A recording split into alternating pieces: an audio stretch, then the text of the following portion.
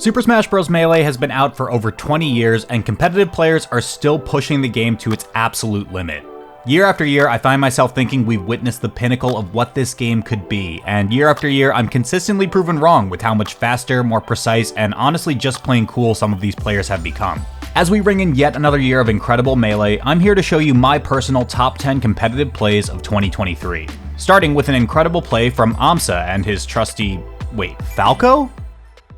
But before we talk about that, I want to thank boot.dev for sponsoring today's video. Boot.dev is building the smartest way to master backend development by tackling the hardest problem with e-learning: boredom. Their platform gamifies backend development. XP, levels, achievements, quests, and leaderboards helps you get to writing code faster while also having fun. It feels like an RPG game that also teaches you things, which, yay, learning. Woo! Also, if you're trying to earn what the industry would call, buku bucks, programmers have insane earning potential, with the median salary for US backend developers in 2023 earning over $100,000 a year, according to Stack Overflow. Boot.dev is fully online, self-paced, and also has an active Discord community that can help you get through coding challenges. Plus, it's free to create an account, demo the courses, and even view all the content in read-only mode. Becoming a member unlocks solutions, hints, progress tracking, and answer verification. If you're interested in becoming like every other Smash player and becoming a coding guy, you can click the link in the description and use my code turndownforALT to get 25% off your first payment. Also, pro tip and worth mentioning, if you're interested in this product, that discount can be applied to any first payment, so it can be 25% off your first month or your first year, and that kinda rocks. Thanks again to boot.dev for supporting the channel, happy coding, and I hope you enjoyed today's video. Okay, so Amsa is a Yoshi main. He's been a Yoshi main since forever. We know him as the guy that won one of the most stacked brackets of all time at the Big House 10 with solo Yoshi. This dude is Yoshi. We're at Get On My Level 2023 in Toronto, Canada, and Amsa just tied the first to 3 set at 1-1. The way competitive Melee works is the player who lost the most recent game gets to decide a counterpick stage, then players lock in their characters. So Hungrybox, the Jigglypuff player here, decides to go to Final Destination, which historically has been a rather strong pick against Yoshi because there are no platforms, and Yoshi has a ton of cool movement and defensive options if he has access to those platforms. But Amsa does something weird here. He locks in Falco for the first time ever in a major tournament. Like I mentioned on commentary, HBox looks confused, and for good reason. Aren't safe. HBox just looked confused at something. What? Amsa has optimized this character as far as becoming the number 2 ranked player in the world in 2022. Plus, Yoshi is a sparsely used character compared to Falco, so why would he change to a character that Hungrybox is much more used to playing against? Well, I interviewed Amsa after he won the Big House 10, and he said he was thinking about picking up a secondary character to combat Yoshi's stage problems. When I asked him who he was thinking about using, he said he thinks Falco and Marth could be good options to work with Yoshi's bad matchups of Fox, Captain Falcon, and Sheik. Wait, where's Puff? Okay, maybe that doesn't really help us at all, but it was rad to see Amsa's Falco here, and the crowd even gave us a vintage stack it up chant to go. Amsa didn't win this game though. He promptly swapped back to Yoshi and brought the set to a tense game 5, but he was able to win here and eliminate Hungrybox at 5th place. Our number 9 play comes from Magi, who completed an insane 0-to-death combo which effectively retired another player at one of the last regional tournaments of 2023. Over in Montgomery, Alabama, Santa Paws was a smaller charity-focused event which saw a handful of Melee's top players come to compete. This included Professor Pro, formerly the number 1 ranked player on London's Power Rankings and a top 50 player on SSBM Rank 2022. In August 2023 though, Professor Pro announced he would be stepping back from competitive events, saying he was slowing down his attendance after Santa Paws. Magi, on the other hand, was on a roll this year, ranking in at 16th on the 2023 summer rankings. This set was super back and forth, with Prof showing some of his old school metal and Magi her newer school tech skill, going down to a decisive game 5. But at the end of it all, Magi brings down Professor Pro's final stock in style, finishing the set with a sweet wall jump down air to send the EU native packing. Okay. How does he handle it? Oh, but that dash attack! Let's tech! Or This is forward air? No! Oh my gosh! Our number 8 play took place during grand finals of a huge major event, Super Smash Con 2023 in Chantilly, Virginia. Zane, revealed as the number 1 player at this event in the summer 2023 rankings, is up against Hungrybox, one of the original 5 gods of Melee who was on one of his strongest runs of the year. It's game 1 of Grands and HBox goes up 2 stocks early. HBox gets a little silly and goes for a rollout which puts him in the corner, and he's forced to shield into Zane's barrage of attacks. In this position though, HBox is honestly a bit doomed. Since he's facing the ledge, a forward roll while faster in frame data wouldn't afford him any more stage, and a backwards roll probably just gets him grabbed and killed, so he holds block. HBox toggles to light shield to try to hang on for a bit longer, which is great, but Zane plays an excellent mix-up and goes for a jump into Marth's neutral B, Shield Breaker, which, true to its name, deals high shield damage. This is enough to break Hungrybox's shield, which for Jigglypuff causes her to, literally die. Zane didn't end up winning this game, but he would go on to win the entire tournament in one set after a close to timeout Game 5, defending his home turf and putting him back in the running for best player in the world. 2016 Hungrybox? Shieldbreaker. No way! Are you fucking kidding me? Our number 7 play features a Pokemon master channeling the power of the Greek gods. Axe is considered by many to be the greatest Pikachu player Melee has ever known, famously winning Smash Summit 8 and becoming the first Pikachu to ever win a major tournament. He's up against Kadoran, currently the second best Marth player in the world behind Zane, and in terms of Summer 2023 ranking, Kadoran outplaces Axe by a decent bit, taking Axe's former rank 10 slot that he got in 2022. Regardless of any ranking mismatch though, this is a great draw for Axe, as it wasn't until Shine the previous year where Zane was able to hand Axe his first set loss to a Marth player since 2013, a 10-year win streak against the character. Axe is up a game on Kadoran and the Marth counterpicks to Final Destination. About a minute and a half in, we see Axe get a knockdown off of an up throw up air. He launches Kadoran into the air with an up smash and can then use Pikachu's down B, Thunder, to get even more damage, as he wouldn't be able to true convert off of anything else for more percent. But given the percent Kadoran is at, and the fact that he picked FD because there's no platforms, both become his own worst enemy, as Axe is able to spend even more Thunder PP with Kadoran unable to find a safe place to land.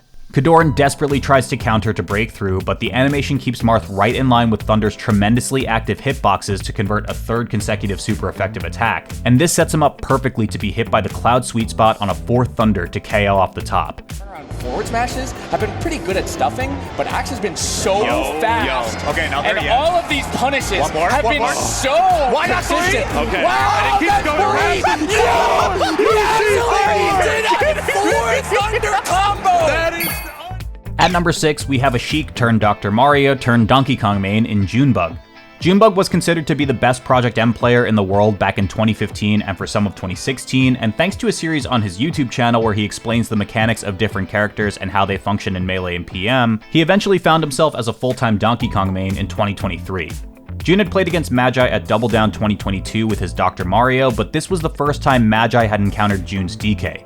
This match goes all in Junebug's favor for the first 2 games, quickly going up 2-0 in the set. But Magi claws her way back, bringing it to a decisive Game 5. Up almost a full stock, it looks like Magi has regained control of the set and will complete a reverse sweep, but DK is a master of punish once he gets a grab, especially on FD and especially against Spaceys. Junebug brings it to last stock without taking much damage at all, and as it looks like Magi is about to start pulling together a combo, Junebug goes for a desperate giant punch in neutral to try to reset. Perhaps fortunately, the punch hits on a sour spot, keeping Magi very close and promoting a knockdown. Junebug takes full advantage, jab resetting on reaction, then takes Magi on a journey with one of the clutchest 0 to deaths we got to see at the Big House 11. Junebug gets it! You gotta be kidding me! Junebug shuts it down! Our number 5 play features 2 other players on the card at The Match, an event hosted by Ludwig to decide the best player in the world. This entry doesn't feature the competitors vying for number 1 though. This one is about an undercard grudge match between Slime and the Crimson Blur. This first to 5 set was insane and was low-key more hyped than the main event. Going down to the final Game 9, Slime is up a stock on Blur but is at high percent. Marth historically struggles with finding kills against characters at high percent simply because the character runs out of usable moves that can convert into a kill, so this is a decent lead for Slime on Captain Falcon. Blur swings a bit, which lets Slime tack on a little more percent, but he dips way too far down looking for a back air, and surely Blur and his Marth will find a way back to even up the stocks. But Slime just barely steals away the ledge to swing the lead. To quote Cody Schwab, "For just a moment, Slime was the best Falcon to ever touch the sticks." It wouldn't be a Game 9 banger though if Blur didn't bring it all the way back to last stock, but with the people's elbow and one final knee, Slime brings it all the way home. Wow! Wow! Our number 4 play features the current number 1 player in the world and his unbelievable tournament-winning recoveries. Cody Schwab recently took the title as the #1 ranked Melee player for the 2023 rankings, but before that happened, he was playing at Coinbox 54 Grand Finals, an online event hosted by Hungrybox. Cody is up 2-0 in the set against the event's host, and he can win it right here as both players reach their last stocks. HBox finds a slick opening off a wave dash back grab and also reads Cody's next 2 recovery options, but Cody somehow threads the needle and gets around Jigglypuff's relentless edgeguarding power. On top of it all, he even hits an instant ledge dash into jab up smash to KO HBox off the top and win the tournament. On his stream, Cody talks about how that sequence in particular required several frame-perfect inputs in order for him to live. He smash DIs that drill up, hits a shine, and instantly fast falls out of it, which is incredibly hard by the way. If you fast fall too early, you don't get anything, too late and you're just getting hit.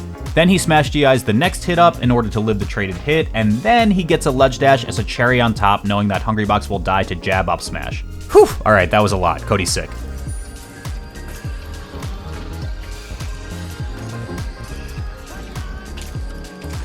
That's the best recovery you'll ever see in this game. I'm better.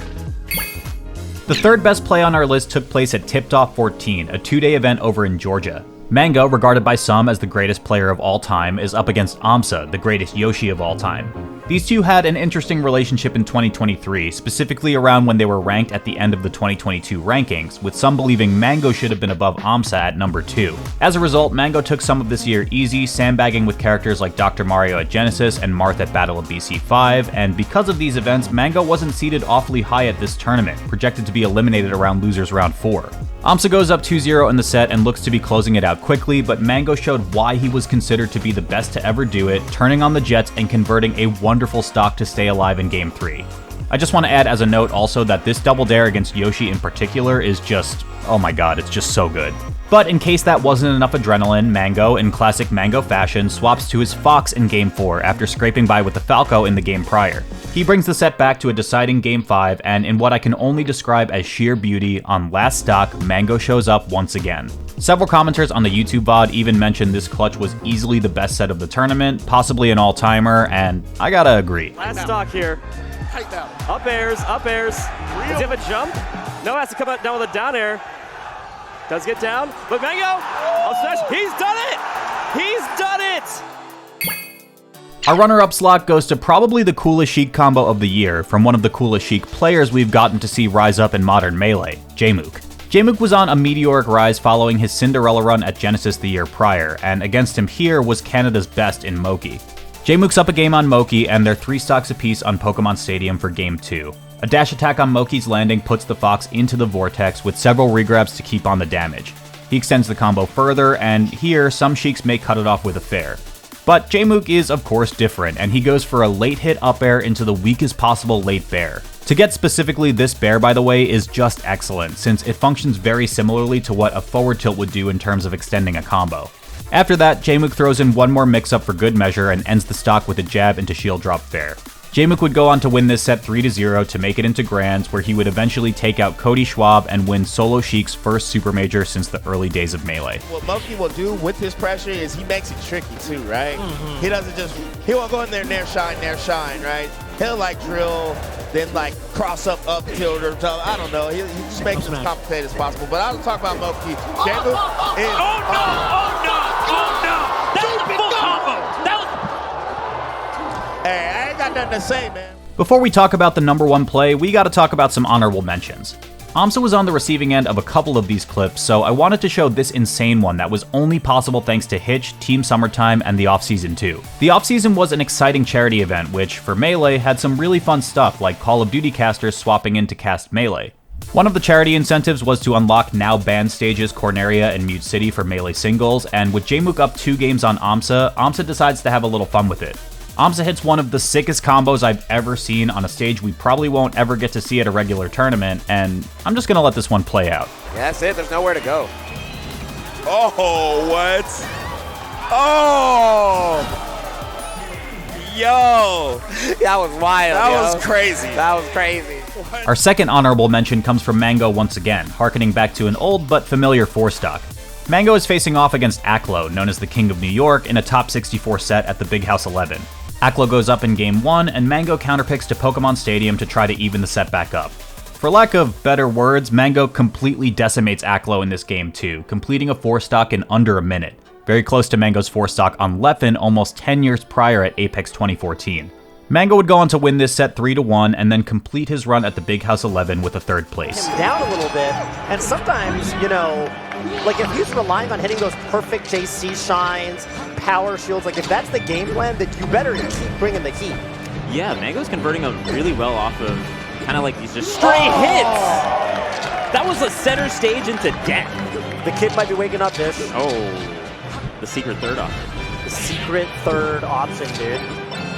Spacing so good that you get the Phantom, and I love... Oh, DI mix up, dude, you're dead at 64! And this is looking like a 4-stock after we saw that almost 3-stock from Aklo's end? What is going on? Yeah, I mean, I think Mango just woke up, and when your opponent's playing this good, I mean... Oh my goodness! For the highlight reel, I think we're going to be seeing that combo for years. And our final honorable mention is an interesting but perhaps controversial one from Don't Test Me, Zane's alternate tag wherein he plays Roy. Don't Test Me is playing against Chango, a Jigglypuff player from Mexico, and as Roy, this is not a great matchup. As basically a worse version of Marth, Roy doesn't have a ton of tools to convert kills outside of just like a hard read, and because Jigglypuff is so mobile in the air, it can be hard for Roy to find those opportunities. A small silver lining to all of this though is that Roy actually does have a one-hit KO move that works specifically on Jigglypuff. If Roy hits Jigglypuff with the first hit of his up B, Blazer, Jigglypuff will be sent off the top on lower ceiling stages in a star KO because the move scales based on falling speed and weight instead of damage. Chango and Don't Test Me are in Game 5 of a set at Wave Dash 2023 that decides who makes it into top 8. With both players on their last stock and at high percent, Chango finds the first opening and converts it into a rest, which begins a star KO for Zane. However, Chango slightly misspaces that move and doesn't land on the stage, sleeping his way into his own demise. This outcome is deterministic. Once Zane enters the star KO, he's functionally dead, but because Chango hits the blast zone before the star KO animation completes, he loses. Now that's what I call plot armor.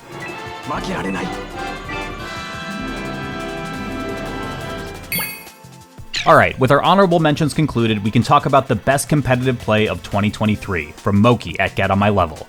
It's Game 4, and Moki is up 2-1 against Kadoran. The loser of this set is eliminated at 7th, and the stocks are tied 3 apiece. Moki catches Kadoran stuck on the top platform and hits him off stage, setting the Fox up for an edge guard, and a ledge attack into well-timed shine and ledge grab brings Moki into the lead. Wait, but hang on a minute. He shined again? Huh? I guess Moki chose violence today because he proceeds to shine spike Kadoran 8 times before Randall rolls around and gives Kadoran a chance to live. What makes this clip so insane is that Kadoran was dead after the first ledge grab.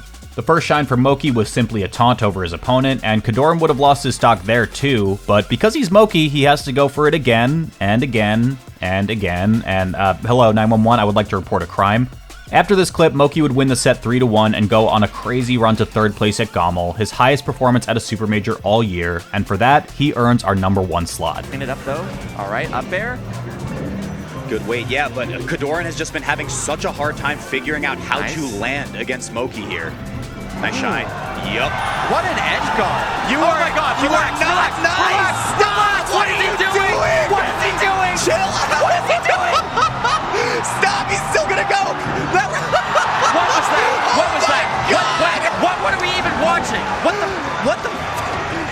I need production to censor that clip! And that concludes my personal 10 best plays of competitive Melee in 2023, though of course there's many great plays that we couldn't fit onto this list. Thank you as always to my top tier patrons and YouTube members, Avishua Stein, Bobby Wasabi, Eric is Cool, and NNG Esports, and I'd love to know which play was your favorite, and if you'd like to see this for other years as well.